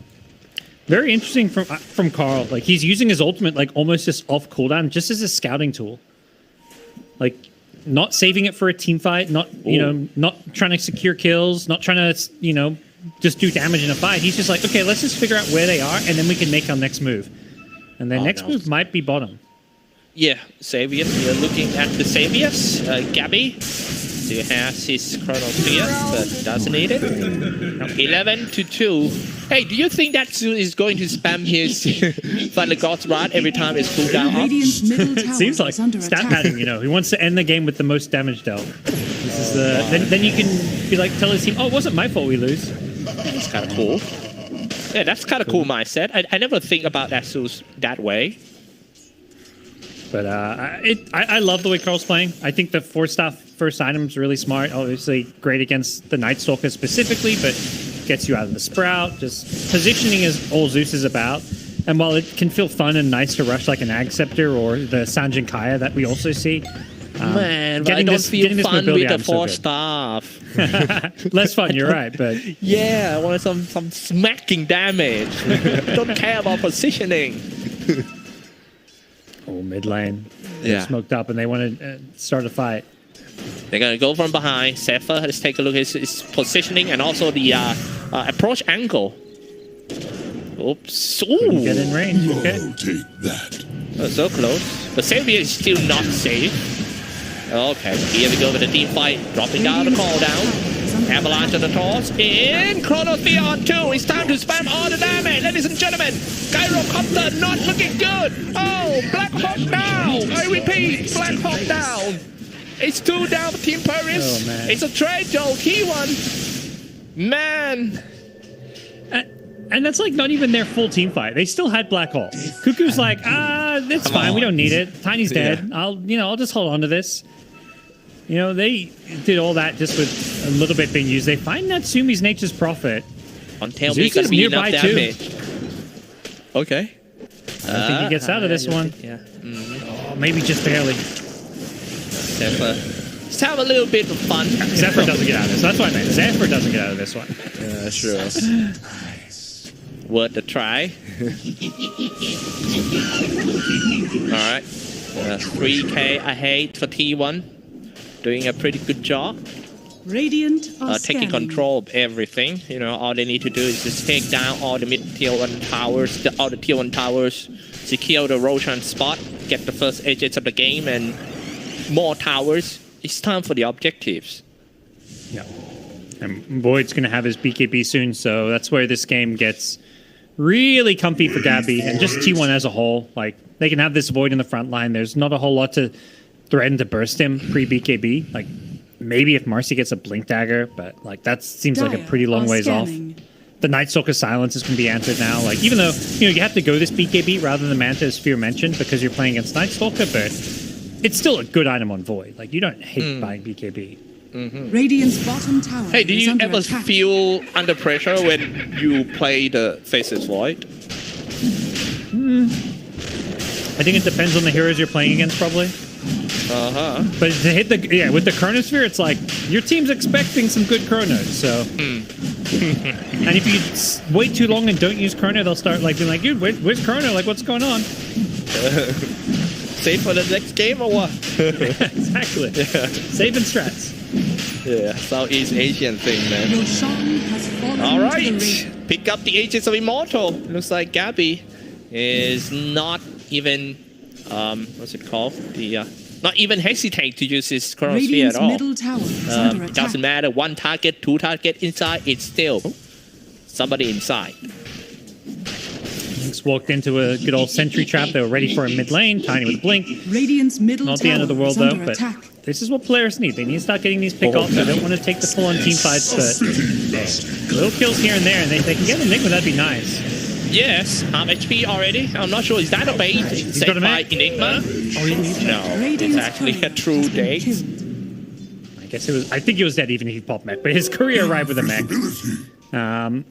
Good kill. The Viper and Enigma both going down there. Like the Nick Stein's kind of whatever, but the follow-up from Polaris, like they need to get active, utilize this Orchid Nature's Prophet to take some fights, and that's what just happened is why Zeus has been spamming his ultimate, because it's so much easier to play when you see your enemies. So he goes a while like not using his ulti for vision, and suddenly Polaris actually makes the plays. Yes, not only makes the plays, it actually prevent the plays from the Paris. Yeah, I mean, make the play for T1 and prevent the play from Paris. Oh, man, this is so hard to play against. All right, it looks like Xavier's stuck in an impel. He's definitely going to go down. There's no way you run away from the Viper. And the main kill streak for Gabby, he's still holding on at Aegis. Got a BKB ready to pop up. He's having a pretty free game. first game to play Morphling in like a free farm Dream Morphling game. Now playing the Void into, some annoying heroes. It's not like a completely free Void game, but honestly, just the way he's played this game has been pretty flawless. He's got the Shard now coming out, so he's now got that extra utility with the reverse time walk. I mean, at least if you take a look into the Polaris lineup, there is nothing you can is under attack. annoying that Void and actually put a lot of pressure on him to just, Chronosphere on these supports. And they want to force things around this Void in the mid lane. He's got the Aegis for 2.5 minutes, so he's just going to force this tier 2 tower, which is already pretty low. All right, the mid tier tower. Dyer's comes a Lush from behind. Tiny smoked up, looking for the back lines. Avalanche and Toss die first. Cuckoo setting up the battlefield already. Are they gonna go in? Didn't even land all their big ultimates. Just simply right click. Yeah. Carl get rid of Jing and also the Lush fall. So that is one core, one support. This is definitely going to be a good opportunity for T1 to get up to high ground. BKB is up 2 minutes on the Aegis. Radiant structures. And Gabby just used the time walk to dodge any homing missiles, which is very good clean play, and particularly there, the positioning from the supports. Like Viper was hiding in the tree, so Tiny smokes in, tries to go for the back line, but he doesn't find anyone just because they're hiding so well. Radiant's top tower. Doing the SEA classic, hide in the trees. Don't let a Tiny find you if you're a support, because he will one-shot you. Radiant's top tower is under attack. Who cares about the Tiny one-shot us if we die first? Yep. 16-7 game score. This game is actually looking smoother than the previous one for Team T1. Yeah, in many ways, I think. Like, they just, we haven't really, other than that small sequence of events, like where they killed the Enigma over near Roshan, like there just hasn't been much activity from Polaris, who need to get things going. They've got BKB on Natsumi's Nature's Prophet, they've got the Orchid, they've got the Blink Tiny, like they can't afford to have this game just slow down and get into a farm battle. Realistically, they want this Aegis to expire, but as soon as this Aegis expires, I think they need to try and take some team fights in their own favor. Yeah, and especially for Jing. I mean, when you are playing the same heroes as Team T1 last game, of course, there would be comparison between the two. Marcy from Jing is really passive. I mean, he's not in the right spot in the right time to do the rebound and disposing compared to the Marcy of T1. Oh man, it's different. Zephyr, totally different story. Radiant's so top tower I think is under attack. He is going to be the big key in the team fight if he can step up his game. But look at this one first. His support mate is about to get caught. It's like he turned the BKB. Hey, this might be the turnaround. They're gonna get rid of that Cuckoo too. It's 2 down. Oh, interesting. They're cleaning up. Okay, 3. Maybe it's 4. How about 5? They'd love just to get the 4th, but Carl is a bit too mobile. 4-star and Heavenly Jump. Gabby. Radiant structure. Trying to bait out some extra spells. What's actually going on just now? Is that just mispositioning or what? I think, no, it's honestly, for me, it's like good play from Polaris where they split them up because Nature's Prophet is being pesky, doing typical Nature's Prophet. He split pushes bottom, then he TP's top to split backdoor the tier 1 tower, and then right after that, he's TPing in for a fight at the Roshan pit. So what this does is T1 are forced to defend all these side lanes, and then when the fight happens, they're not grouped as 5. They're not ready to take a team fight, whereas Polaris, they've got all 5 heroes. Oh no, don't do that. Safer. It's not safe. Yeah. He's got backup nearby. Gabby smoked up on the Void. Ooh! Vendetta, everything, counterlation. Okay, yeah, that's gonna be enough damage to take Natsumi down. Spree ended. Nice kill. Didn't have the BKB up from that last team fight, and this is what the Nyx brings to the table. This kind of scouting and vision aspect. If you need to get sentries all over the map if you're Polaris. You can't just let yourself get set up on like that. Yeah, kind of surprised it didn't have any sentry down there where Native Prophet is always active on. Meanwhile, grouping up at the bottom lane. Oh man, that scout. That scout is just like a satellite scout all the time. Cool down. I'm sorry, cooldown being dropped. And now they are focusing on the bottom tier 2 power. They haven't really got a good way to deal with this Void when he's on the front lines. Maybe if they can smoke and get the jump on him there. Looking to wrap around somewhere. Curious to see if they go for the Void or maybe go elsewhere and look for the Zeus, but it's Kuka who's positioned maybe to break this smoke. Bottom tower is under attack. Oh, Zeus. Got with the pretty Hydra decent Ward. items, yes. Chronosphere finally comes out. Aiming for the Natsumi. Turn BKB as well. There's nothing Polaris could do. I mean, Gabby wasted a lot in that with the Chronosphere and also the BKB. Now let's go for round 2. They aim for the Zephyr. Spike on the paces. Keep him alive for 1. Cow in a perfect positioning on the higher ground. Now you're gonna do, oh no, a silence on that Gabby. Gabby fall with the 7th kill streak ended. The next one gonna be a Zeus. This might be the turnaround of Team Polaris. Love it, yeah. They just baited out, went in, despite having lost their Nature's Prophet. They knew Void had no BKB, no Chrono. So if they can get on top of him with that Night Stalker silence and with some disables, he will go down. He can't use that Time Walk and reverse Time Walk mobility. So really smart Polaris. It does come at a heavy-ish cost. The Nature's Prophet buyback means if he dies again, it's a long respawn and does put you in this kind of tricky position. But potentially Roshan, 2 minutes away. Bit of a long respawn, but either way, I think Polaris, you just need to start winning some fights. So I don't mind using the NP buyback. That's true. Especially when they pop the perfect timing of the BKB into the front lineup. Never mind. It's good to see him back in the game now because his team needs him so bad to be online. Yeah. Oh. Okay. Wow, that Kuku inside the tree line. Use the ultimate by that Zeus. Can he drop a black hole? No chance. Impale on 2. Is running in. They want to fight. That's quite a brave fight by Team T1. But a decent damage. I'll kill that Natsumi. Carl got him. Dumping in for that Gabby. Carl's charging forward. He's like, yeah, he's so brave. Who we killing next? I mean, this is a very scary Zeus. He's pretty tanky and survivable with all his mobility now. All right. Polaris. Really happy with that performance in the second games. I mean, they stand a chance. This one, it's chance still wide open, 50-50. They just need to be careful about that gappy jump, and also the next assassin in the team fight.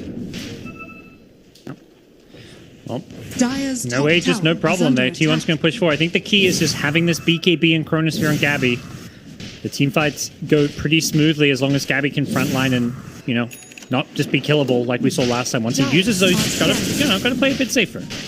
Radiant's bottom tower is under attack. Alright, killing all the other NC animals. Stealing farms, getting ready for the Roshan, placing aggressive observer wards.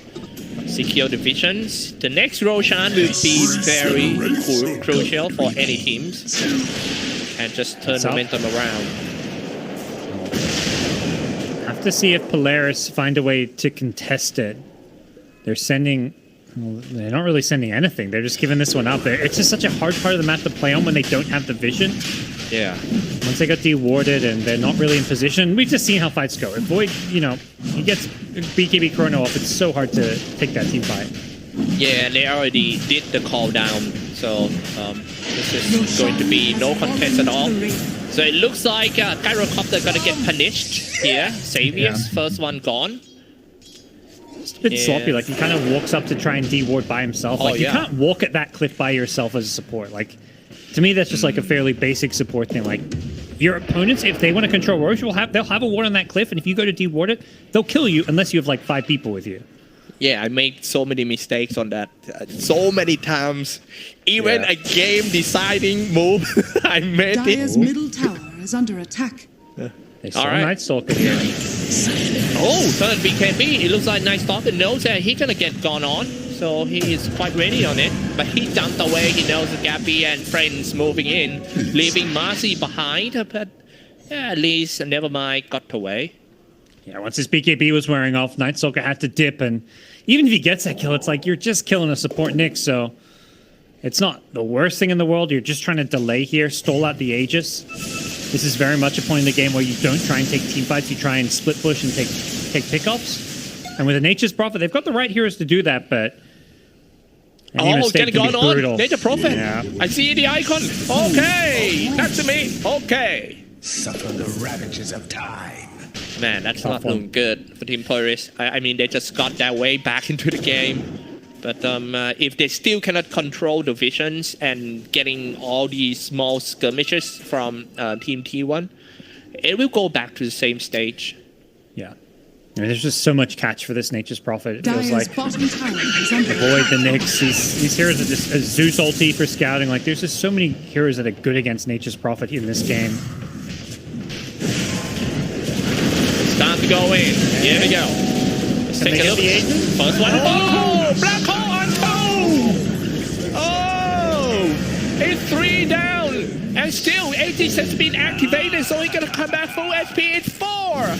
And also the first set of racks, I believe, is going to be, I don't know, maybe go straight for the tier 4 tower and some. Yeah, they don't push that fast, so I'm not sure if they can get... They definitely can't throw them here. Looks like they're going to maybe go for some of these side lanes. They need to get tier 2s, though.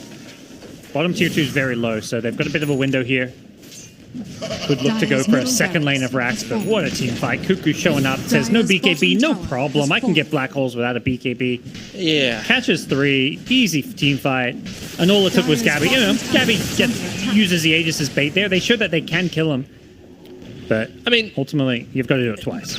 Yeah, maybe this is the reason why people still love to pick Enigma, no matter what era it is. Well, you might be having a really bad early game or what, but just one strong black hole can turn things around. Dire's bottom tower is under attack. Glyph up and defend the bottom tier 3 tower for now with all the creep waves being cut, but it looks like T1 are more than happy just to back off for a little bit. They send the Zeus top. He throws out the ultimate just to, again, give that scouting information, play it safe. I think if you're Polaris, this is where, like, I think the play you make against Zeus ulti is once he uses it, you go for a smoke sometime in like the next 30 seconds. Because you know your smoke is not going to get scouted when Zeus ulti's on cooldown. Like, you take away that bit, and that's exactly... Okay, there we go. They smoke Radiant are scanning. They want to get the jump. T1 themselves is smoke, though, and playing around a ward. This is going to be so hard to get a good initiation off when T1 have good vision. Yeah, we're going to open the fight. Here we go. And here we go with the BKB.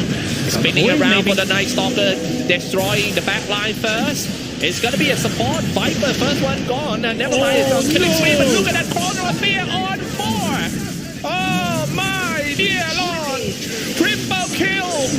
Oh. I got nothing to cast anymore. That is... Gabby. Yeah. What a chrono. He time walked away and then reversed himself back into the middle of 4 heroes. 4-man chrono. Absolutely beastly performance from Gabby. And, you know, the idea from Polaris is correct here. Like, they've got to just smoke out. Like, Zeus ulti's down. They're not going to scout this. Let's smoke at them. Problem is, T1 were ready for it. They had a ward on the cliff. They just played around their vision and were smoked themselves. So the second they see their smoke get popped, they just kind of blink away, disengage, and set up an easy team fight for themselves. Man, it's just like Polaris is playing out textbook, but T1 is just playing like a dropout.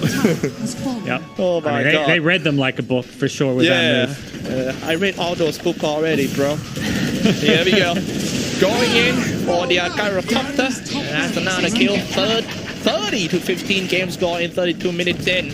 They are steps away to the victory of this series for Team T1. Last set racks. I still don't know how Polaris is going to defend this Alamo. Jumping in, walk back, hold down everything. Thunder God's Rod out. So Tiny decided to just jump in and turn the BKB Avalanche of the Tron, but look at the damage output from Gabby. Oh no, and a black hole on top. No way. No. With the shard. the shard helped pull in the extra hero. My money done chicken. It falls. Rampage? No. Gabby, who's going to take this one? It's Carl. Oh, yeah. Where's Whitemon to steal the rampages too? Cuckoo gets that one. They're all stealing the rampages. And Gabby goes down. All right, ladies and gentlemen. T1 2-0 Polaris. T1. And 33 minutes in. Congratulations for T1. Looks like they are moving to the Justice Day next week versus Team Fnatic. Pretty cruisy.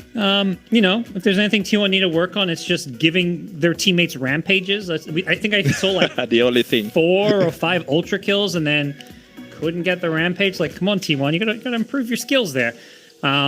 But yeah, this just felt like another day at the office for T1. Like 2 very cruisy games. Their gold leads never got that big in either game until they like the very end. But I think for T1, they knew they have better late game, better team fight, back-to-back Cuckoo Enigma games.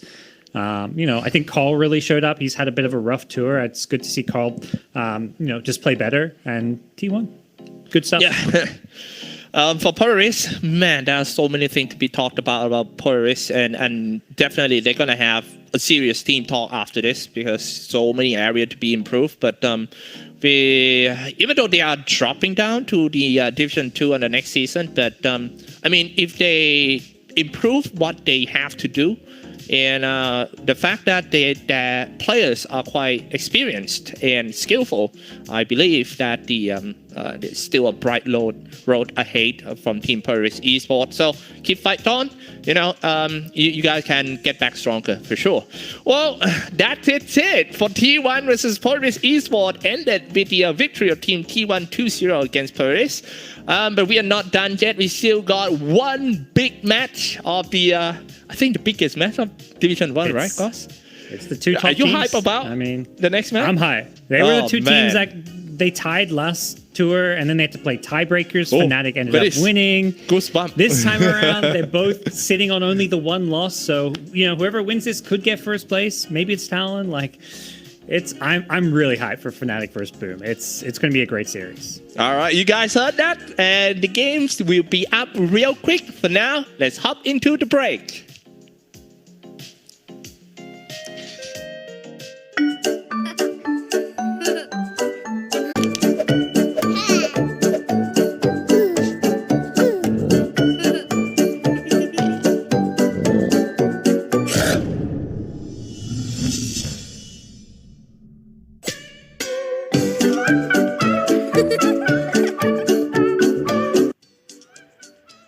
This is so sick.